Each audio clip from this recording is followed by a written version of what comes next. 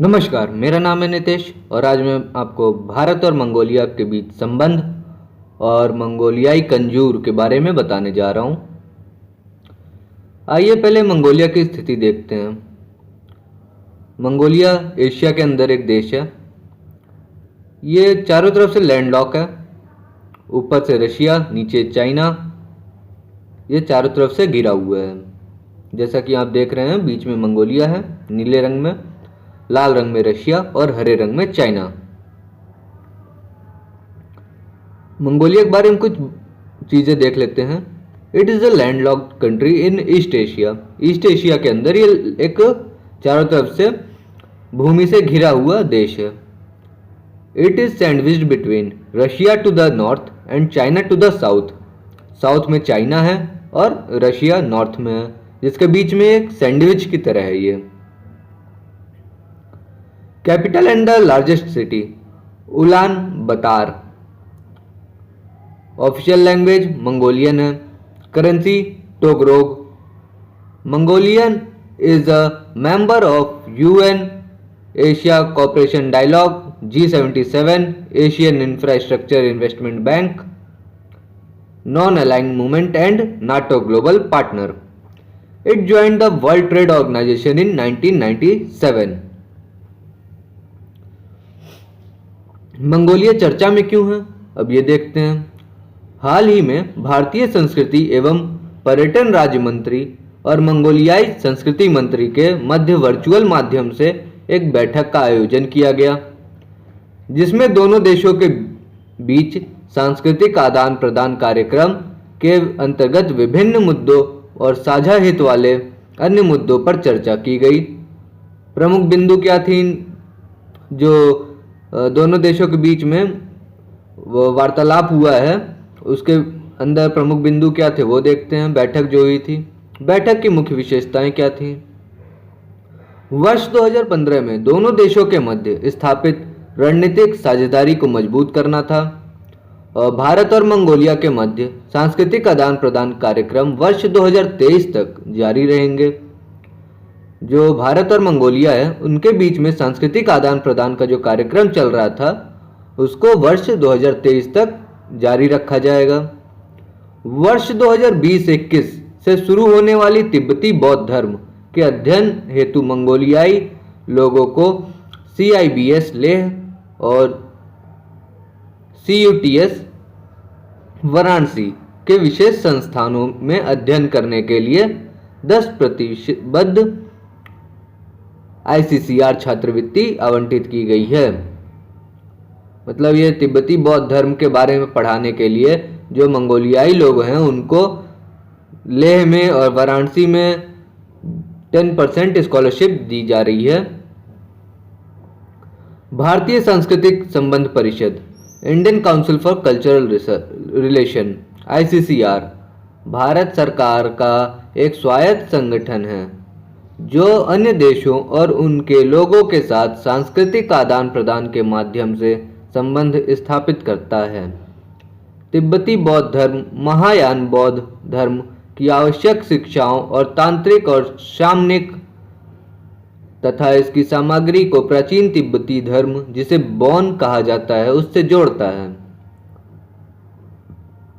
जो तिब्बती धर्म है वो महायान बौद्ध धर्म की शिक्षाओं पर बेस है। जो तांत्रिक और शामनिक और उसमें जो प्रयोग की जाती थी सामग्री, उसको प्राचीन तिब्बती धर्म बौन से जोड़ता है। इस बैठक में भारत ने गंदन मठ में बौद्ध पांडुलिपियों के डिजिटलीकरण हेतु अपनी प्रतिबद्धता को दोहराया और कहा कि भारत वहां संग्रहालय सह पुस्तकालय, म्यूजियम कम लाइब्रेरी स्थापित करेगा और गंदन मठ में जो बौद्ध धर्म की पांडुलिपियां हैं उसको डिजिटल बना करके वहाँ पर एक लाइब्रेरी और उसी के साथ साथ में म्यूजियम भी इस्टेब्लिश करेगी। संस्कृति मंत्रालय द्वारा मंगोलिया में बौद्ध धर्म के मुख्य केंद्रों में वितरण हेतु वर्ष 2022 तक पवित्र मंगोलियाई कंजूर के लगभग 100 सेटों का पुनः मुद्रण कार्य पूरा करने की संभावना है। जो बौद्ध धर्म का मुख्य केंद्र है वहाँ पे मंगोलियाई कंजूर के 100 सेट दोबारा बांटे जाएंगे। 108 खंडों में संकलित बौद्ध विहित पाठ बुद्धिस्ट कैनोनिकल टेक्स्ट मंगोलियाई कंजूर को मंगोलिया में सबसे महत्वपूर्ण धार्मिक पाठ माना जाता है। इसका तिब्बती से अनुवाद किया गया है और शास्त्रीय मंगोलियाई में लिखा गया है।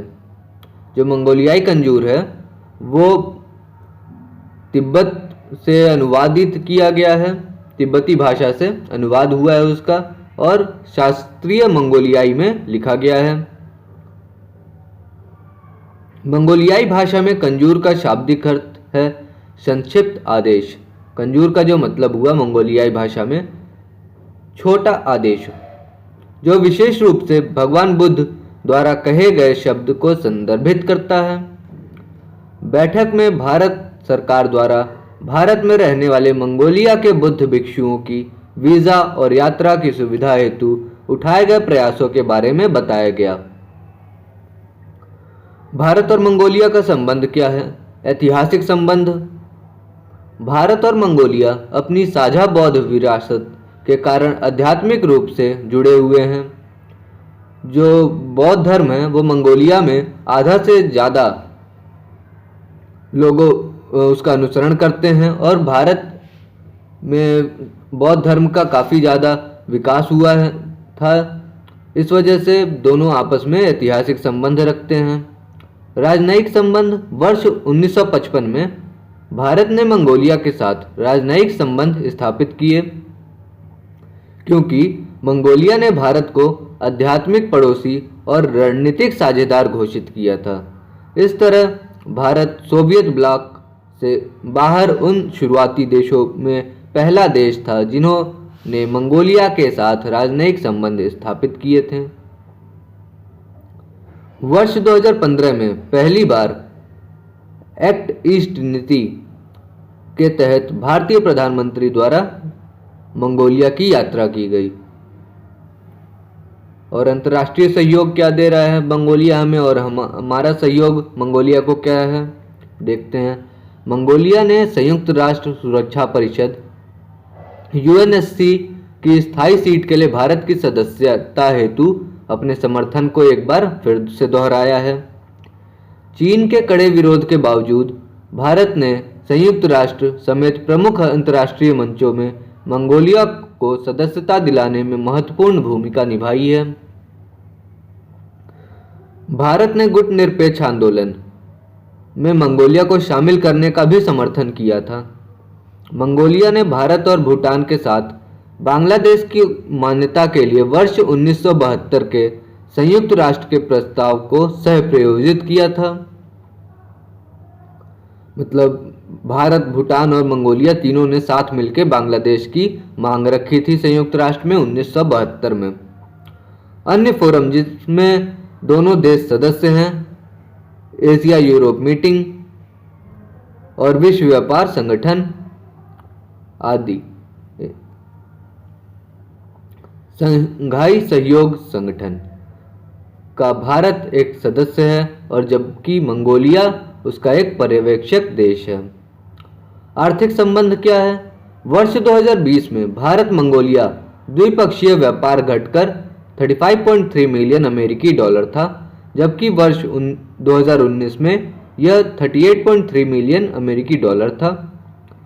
भारत द्वारा अपने लाइन ऑफ क्रेडिट कार्यक्रम के तहत मंगोल रिफाइनरी परियोजना की शुरुआत की गई थी। सांस्कृतिक संबंध। वर्ष 1961 में हस्ताक्षरित सांस्कृतिक सहयोग पर भारत मंगोलियाई समझौते के तहत दोनों देशों के मध्य सांस्कृतिक आदान प्रदान कार्यक्रम संचालित किया जा रहा है। जो सांस्कृतिक कार्यक्रम थे आदान प्रदान हो रहे हैं वो 1961 से चालू थे और उसको 2023 तक बढ़ा दिया गया है। समझौते में छात्रवृत्ति, विशेषज्ञों के आदान प्रदान, सम्मेलनों में भागीदारी आदि के माध्यम से शिक्षा के क्षेत्र में सहयोग की परिकल्पना की गई है। रक्षा सहयोग क्या है?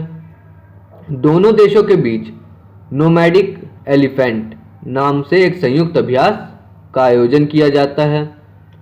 इस अभ्यास का मुख्य उद्देश्य आतंकवाद विरोधी और काउंटर टेररिज्म ऑपरेशन हेतु सैनिकों को प्रशिक्षित करना है। पर्यावरणीय मुद्दों पर सहयोग। दोनों ही देश बिश्केक डिक्लेरेशन का हिस्सा हैं। अब आगे की राह क्या होगी?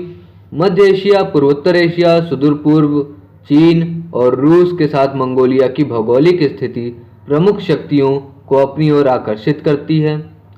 मंगोलिया भारत के लिए एक महत्वपूर्ण आर्थिक विकास का क्षेत्र के रूप में साबित हो सकता है, जो आधुनिकीकरण की प्रक्रिया में हाईटेक सुविधाओं और उत्पादन कौशल प्रदान करता है। भारत मंगोलियाई संस्कृति की साझा विरासत को संरक्षित करना है और बढ़ावा देना महत्वपूर्ण है। साथ ही दोनों देशों को भविष्य के सामान्य हितों को पोषित करने और आगे बढ़ने के आधार के रूप में मिलकर कार्य करना चाहिए। Thank you. Please share and like this video.